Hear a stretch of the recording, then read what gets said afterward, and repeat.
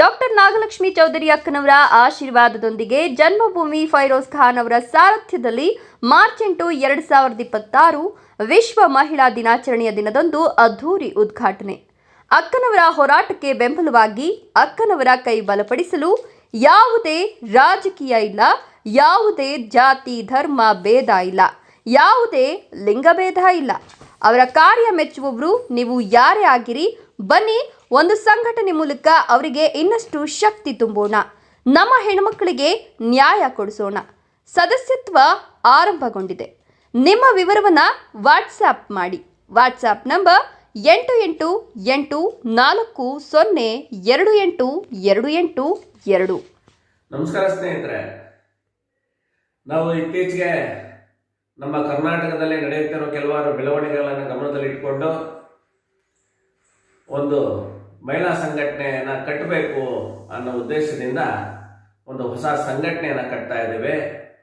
ಇದಕ್ಕೆ ಮೂಲ ಪ್ರೇರಣೆ ಏನಪ್ಪ ಅಂತ ಹೇಳಿದ್ರೆ, ನಮ್ಮ ರಾಜ್ಯದಲ್ಲಿ ಒಬ್ಬ ಸಿಂಹಿಣಿ, ಒಬ್ಬ ಹೆಂಗಸು, ಒಂದು ಹೆಣ್ಮಗಳು, ಈ ರಾಜ್ಯದ ಹೆಣ್ಮಗಳು ಧೀರೆ ದಿಟ್ಟತನದಿಂದ ಒಂದು ಒಳ್ಳೆಯ ಹೋರಾಟವನ್ನು ಮಾಡ್ತಾ ಹೆಣ್ಣುಮಕ್ಕಳಿಗೆ, ನೊಂದಂಥ ಹೆಣ್ಣು ಮಕ್ಕಳಿಗೆ ನ್ಯಾಯವನ್ನು ಕೊಡಿಸ್ತಾ, ಸಂತ್ರಸ್ತರಿಗೆ ನ್ಯಾಯವನ್ನು ಕೊಡಿಸ್ತಾ ಒಂದು ಅದ್ಭುತ ಕಾರ್ಯವನ್ನು ಮಾಡ್ತಾ ಇದ್ದಾರೆ. ಅವ್ರು ಬೇರೆ ಯಾರು ಅಲ್ಲ, ನಮ್ಮ ರಾಜ್ಯದ ಮಹಿಳಾ ಆಯೋಗದ ಅಧ್ಯಕ್ಷರಾದಂತಹ ಡಾಕ್ಟರ್ ನಾಗಲಕ್ಷ್ಮಿ ಚೌಧರಿ ಅಕ್ಕನವರು. ಈ ಅಕ್ಕನ ಒಂದು ದಿಟ್ಟತನವನ್ನು ನೋಡಿ ನನಗೆ ಬಹಳ ಇಷ್ಟ ಆಯಿತು.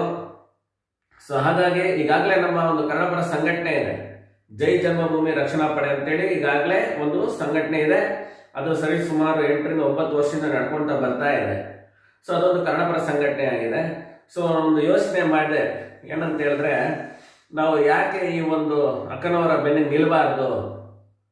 ಸೊ ಇವರ ಒಂದು ಹೋರಾಟಕ್ಕೆ ಒಂದು ಏನಾದರೂ ಒಂದು ಒಳ್ಳೆ ನ್ಯಾಯ ಸಿಗಬೇಕು ಅಂತೇಳಿ ಒಂದು ಯೋಚನೆನ ಮಾಡಿ ನಮ್ಮ ಸಹೋದರಿಯರ ಪರವಾಗಿ, ಅಂದರೆ ಸಾಕಷ್ಟು ಹೆಣ್ಮಕ್ಳು, ನಿಮ್ಗೆ ಅಂಕಿ ಅಂಶಗಳ ಸಮೇತ ಮುಂದಿನ ವಿಡಿಯೋದಲ್ಲಿ ತಿಳಿಸ್ತೇನೆ, ಸಾಕಷ್ಟು ಹೆಣ್ಮಕ್ಳುಗಳು ನಾಪತ್ತೆ ಆಗ್ತಾ ಇದ್ದಾರೆ.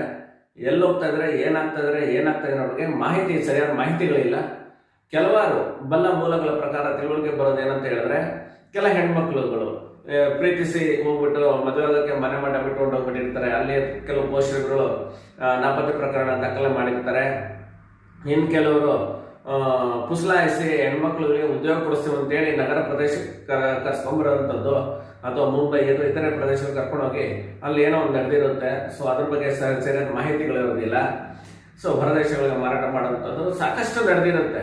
ಸೊ ತಮ್ಮ ದಾಹಕ್ಕೆ ಬಳಸ್ಕೊಳ್ಳುವಂಥದ್ದು ಸಾಕಷ್ಟು ನಡೆದಿರುತ್ತೆ. ಸೊ ಇದ್ರ ಬಗ್ಗೆ ನಾವು ಬಹಳನೇ ಒಂದು ಅಧ್ಯಯನ ನಡೆಸಿ, ತುಂಬಾನೇ ಒಂದು ಯೋಚನೆ ಮಾಡಿ, ನಮ್ಮ ತಂಡ ಇದ್ರ ಬಗ್ಗೆ ನಾವು ಕೆಲಸ ಮಾಡಬೇಕು, ಅಕ್ಕನವ್ರಿಗೆ ಬೆನ್ನಿಗೆ ನಾವು ನಿಲ್ಲಬೇಕು. ಸೊ ನಾವು ಅವರ ಬೆನ್ನಿಗೆ ಖಂಡಿತ ಇದ್ದೇವೆ, ಇವತ್ತು ಇದ್ದೇವೆ, ನಾಳೆನೂ ಇರ್ತೇವೆ, ಎಂದೆಂದಿಗೂ ಇರ್ತೇವೆ. ಈ ಒಂದು ಸಂಘಟನೆ, ಹೊಸ ಸಂಘಟನೆಯನ್ನ ಮಾರ್ಚ್ 8ನೇ ತಾರೀಕು 2026 ಅಂದರೆ ವಿಶ್ವ ಮಹಿಳಾ ದಿನಾಚರಣೆ ಎಂದು ಅದ್ದೂರಿಯಾಗಿ ಉದ್ಘಾಟನೆ ಮಾಡಬೇಕು ಅನ್ನೋ ಉದ್ದೇಶನ ಇಟ್ಕೊಂಡಿದ್ದೇವೆ. ಖಂಡಿತವಾಗೂ ಬಹಳ ಅದ್ದೂರಿಯಾಗಿ ಆ ಒಂದು ಸಂಘಟನೆನ ನಾವು ಉದ್ಘಾಟನೆನ ಮಾಡ್ತೇವೆ. ಆ ಒಂದು ಸಂಘಟನೆಗೆ ಒಂದು ಒಳ್ಳೆ ಹೆಸರು ಕೂಡ ಹುಡುಕಿದ್ದೀವಿ. ಅದೇನಪ್ಪ ಅಂತ ಹೇಳಿದ್ರೆ, ಅಕ್ಕ ಮಹಿಳಾ ಕಾನೂನು ಮತ್ತು ರಕ್ಷಣಾ ಪಡೆ. ಅಂದರೆ ಇಂಗ್ಲೀಷಲ್ಲಿ ಕೂಡ ಅದನ್ನು ನಾವು ಹೇಳ್ಬೋದು.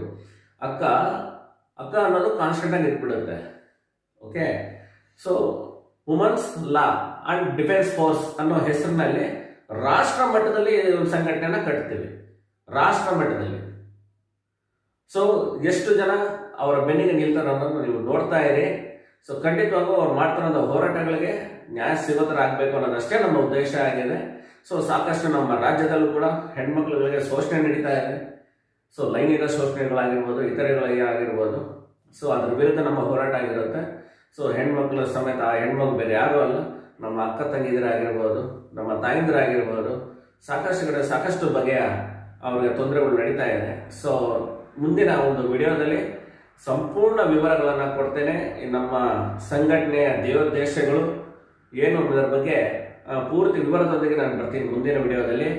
ನಾನು ಈ ಒಂದು ವಿಡಿಯೋ ಮೂಲಕ ಯಾರೆಲ್ಲ ಆಸಕ್ತರಿದ್ದೀರಿ ಆಯ್ತಲ್ಲ, ಯಾರೆಲ್ಲ ಆಸಕ್ತರಿದ್ರಿ ಈ ವಿಡಿಯೋನ ಮೇಲ್ಭಾಗದಲ್ಲಿ ಮೊಬೈಲ್ ನಂಬರ್ನ ಕೊಟ್ಟಿರ್ತೀನಿ. ಅದಕ್ಕೆ ತಾವು ವಾಟ್ಸಪ್ ಮೂಲಕ ತಮ್ಮ ಆಸಕ್ತಿಯನ್ನು ವ್ಯಕ್ತಪಡಿಸ್ಬೋದು.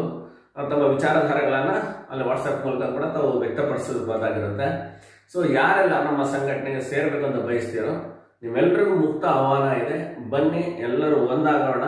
ಸೊ ನಮ್ಮ ರಾಜ್ಯದ, ನಮ್ಮ ದೇಶದ ಹೆಣ್ಣು ಮಕ್ಕಳ ಪರವಾಗಿ ನಾವು ನಿಲ್ಲೋಣ. ಅವರಿಗೆ ಏನ್ ನ್ಯಾಯ ಸಿಗ್ಬೇಕು ನ್ಯಾಯ ಸಿಗ್ಲೇಬೇಕು. ಹಾಗೇನೆ ಅಕ್ಕನವರು ಬಹಳ ಶ್ರಮ ಪಡ್ತಾ ಇದ್ದಾರೆ, ಅವರ ಕೈ ಬಲಪಡಿಸುವಂತ ಕೆಲಸ ನಾವು ಮಾಡೋಣ. ಇಂತಿಷ್ಟು ಹೇಳ್ತಾ ನಾನು ಈ ಮಾತುಗಳು ಮುಗಿಸ್ತಾ ಇದ್ದೀನಿ. ಜೈ ಹಿಂದ್, ಜೈ ಕರ್ನಾಟಕ.